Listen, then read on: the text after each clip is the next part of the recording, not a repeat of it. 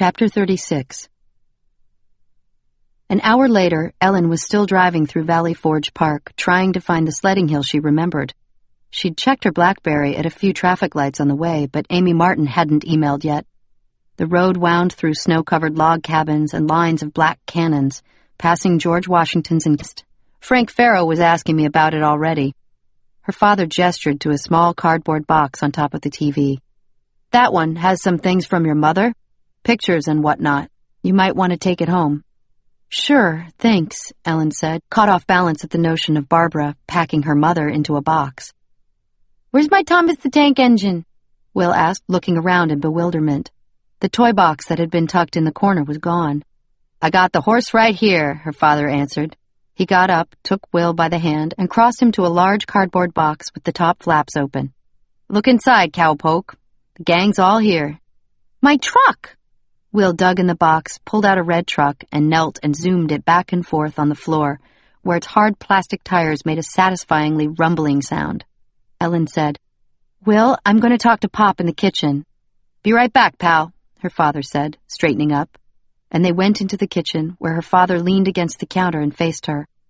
He crossed his arms in a pale yellow golf sweater and khakis, with a smile. God love that kid. I know. He got so big. He grows like a weed. He sure does. You gotta bring him over more, Elle. Barbara's dying to meet him. I will. He's so much smarter than her grandkids. They hardly talk. And him, you can't shut up. Ellen laughed, marveling at the emotion Will always brought out in her father. He became a different man when Will was around, and she loved it. Just not now. She had called him for a reason. Dad, I need to talk to you. Sure, right. What's on your mind, kiddo? This is going to sound strange, so prepare yourself. Ellen lowered her voice, though Will was out of earshot. What if I told you that Will might really be a boy named Timothy Braverman, who was kidnapped from a family in Florida 2 years ago? What? Her father's eyes widened, and Ellen filled him in quickly, starting with the white card, going through to the composite drawing, and ending with the visits to Jerry and Cheryl. They were interrupted twice by Will, and Ellen sent him back to the 12 Pops, he called over his shoulder. And in the next minute, Will came thundering into the kitchen. Ha! Mommy! He ran to them, and they took his hands, and the three of them shuffled around in a ring around the rosy circle, with her father singing, and Will looking up from one to the other, his blue eyes shining.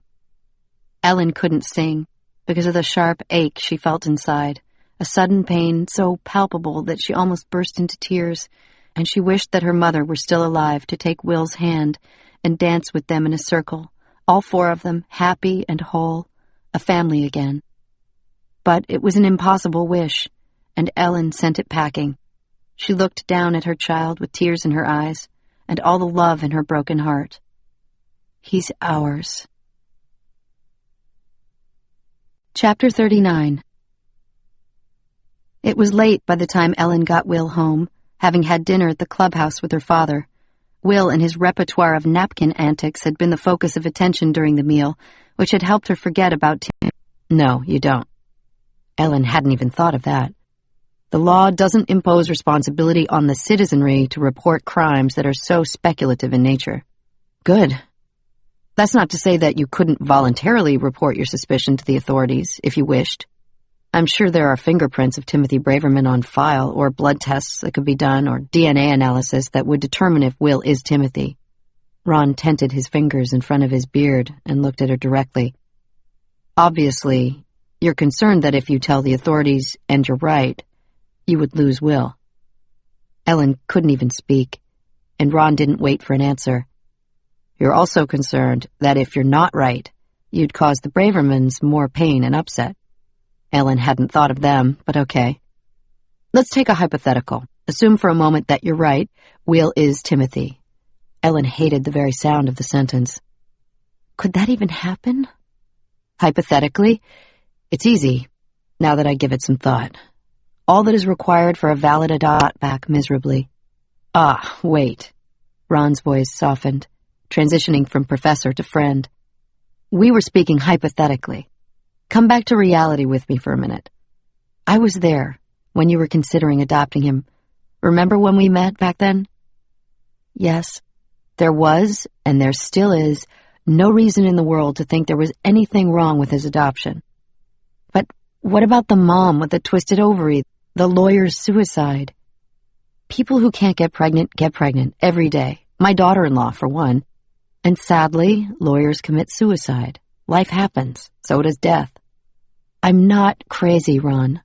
I didn't say you're crazy. I don't think you're crazy. I think you gotta be in your bonnet, like my mother used to say. It's what makes you a good reporter. By the way, it's what made you adopt Will in the first place. Ron wagged a finger. You couldn't get him out of your head, you told me. I remember. Ellen nodded sadly. Her gaze found a heavy crystal award. It's I'll have to make a choice I wouldn't wish on my worst enemy. Ellen had thought of nothing else when she was trying to sleep last night. What would you do if it were your kid? Wild horses couldn't make me give him back. No doubt. Not a one.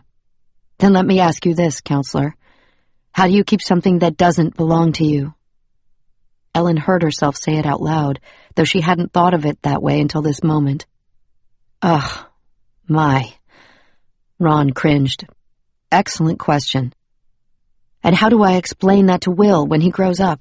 What if he found out? What do I say? That I loved you, so I kept you even though I knew the truth?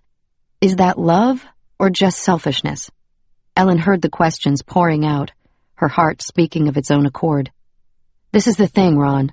When I adopted him, I felt like he belonged to me because another mother gave him up. But if she didn't, if she had had him taken from her by force, then he doesn't belong to me. Not truly. That only 10 times more, 1,000,000 times more. It'll be in the back of my mind for the rest of my life if I don't resolve it. Then I feel for you, Ron said softly, meeting her eye. Thanks. Ellen managed a smile, picked up her papers and coat, and moved to the door, where the Wizard of Oz soundtrack grew louder. I'd better go. Will hates the flying monkeys. Everybody hates the flying monkeys, Ron said, with a final smile. Chapter 41.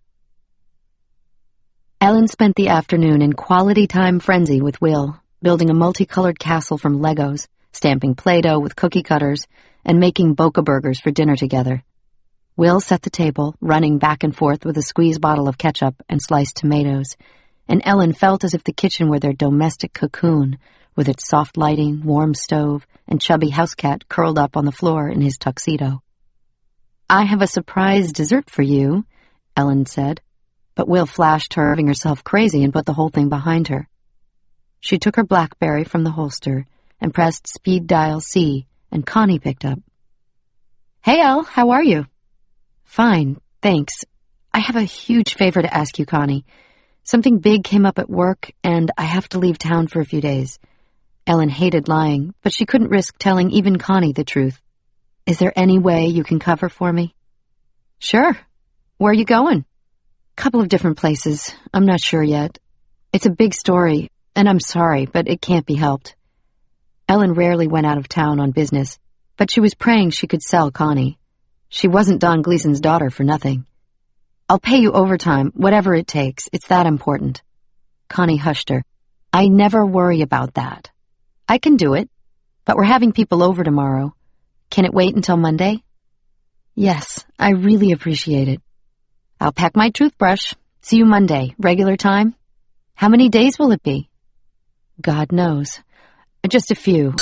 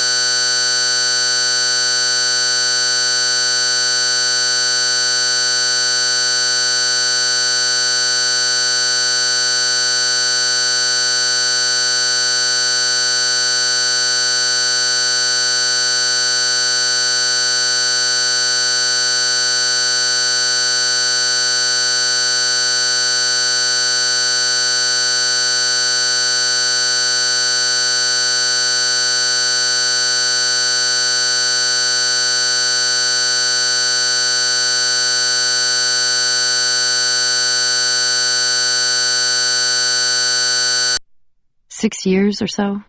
Ellen brushed a stray hair from her eyes, surprised that even a single strand had escaped her product-heavy blow-dry. She had changed her outfit 3 times, only to end up in her trademark loose blue sweater, white tank under.